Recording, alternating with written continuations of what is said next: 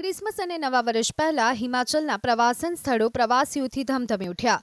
દેશભરમાંથી લાખો લોકો પહાડો તરફ જઈ રહ્યા છે, જેના કારણે ઘણી જગ્યાએ હોટલોમાં ઓક્યુપન્સી 90%થી વધુ થઈ ગઈ છે।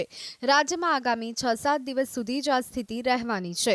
નવા વર્ષ સુધી શિમલા, મનાલી, કસોલી, ધરમપુર, બરોગ, કુફરી અને મોટાભાગની હોટલોમાં 75થી 80% રૂમ અગાઉથી બુક થઈ ગયા છે, જેના કારણે પ્રવાસીઓએ પહાડો પર આવતા પહેલા રૂમ અને રહેવાની વ્યવસ્થા કરવી પડશે। મોટી સંખ્યામાં પ્રવાસીઓના આગમનને કારણે પ્રવાસન સ્થળોએ ભારે ઉત્તેજના જોવા મળી રહી છે। એકલા શિમલા શહેરમાં છેલ્લા 72 કલાકમાં 55,345 વાહનો પ્રવેશ્યા છે।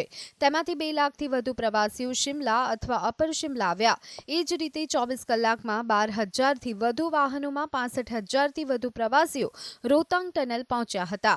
શિમલામાં પણ છેલ્લા 2 દિવસમાં 20,000થી વધુ વાહનો પ્રવેશ્યા છે, જેમાંથી લગભગ 1 લાખ પ્રવાસીઓ શિમલા, નારકંડા, કુફરી, ફાગુ વગેરે પર્યટન સ્થળોએ પહોંચ્યા। રજાઓના કારણે છેલ્લા 2 દિવસથી શિમલાની હોટલો પણ ફૂલ થઈ ગઈ છે। દેશ વિદેશના પ્રવાસીઓ પહાડો તરફ વળવાના કારણે પ્રવાસીઓ મનાલી, સોલંગ, નાલા, કોકમર, મંડીના पंडोह डेम અને શિમલામાં ટ્રાફિકનો જામનો સામનો કરી રહ્યા છે। વાહનોની સંખ્યામાં ભારે વધારો થતાં ટ્રાફિક જામ થાય છે। આ સમય દરમિયાન કેટલાક પ્રવાસીઓ ટ્રાફિક નિયમોનો ભંગ પણ કરે છે, જેના કારણે ટ્રાફિક જામની સ્થિતિ વિકટ બની રહી છે। મનાલી આવતા મોટાભાગના પ્રવાસીઓ બરફ જોવા માટે સિસુ, કોકસર અને રોહતાંગ જઈ રહ્યા છે। શિમલા આવતા પ્રવાસીઓ બરફ જોવા માટે નારકંડા સુધી જતા હોય છે, પરંતુ હજી સુધી શિમલામાં ક્યાંય બરફ પડ્યો નથી। આ માટે પ્રવાસીઓએ રાહ જોવી પડશે।